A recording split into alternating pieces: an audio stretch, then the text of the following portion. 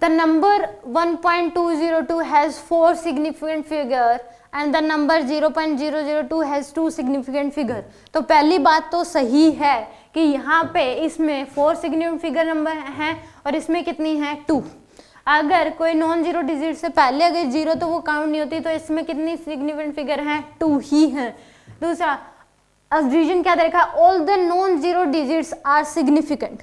ये बात सही है, ऑल नॉन जीरो डिजिट जो होती है वो सिग्निफिकेंट होती हैं, 1 2 3 4 5 जीरो वो क्या होंगे सिग्निफिकेंट होंगे।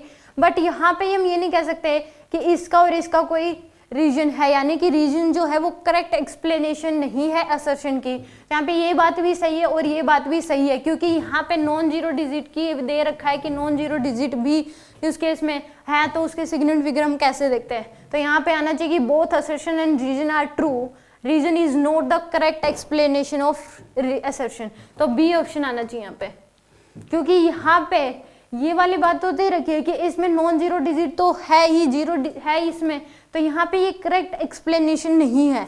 अगर यहाँ पे यही होता कि 1.23 ये होता तो यहाँ पे भी इसमें भी कोई जीरो नहीं है, यहाँ पे भी ऐसा ही होता, तो इस केस में क्या हो जाती करेक्ट एक्सप्लेनेशन ये हो जाती कि असर्शन में अगर जीरो ना दे रखी होती नंबर में, तो यहाँ पे ये क्या हो जाता करेक्ट एक्सप्लेनेशन हो जाती। यहाँ पे भी अगर मान लो कुछ ऐसी वैल्यू है 24 अकेला दे देता तो क्या होता रीजन ट्रू होता।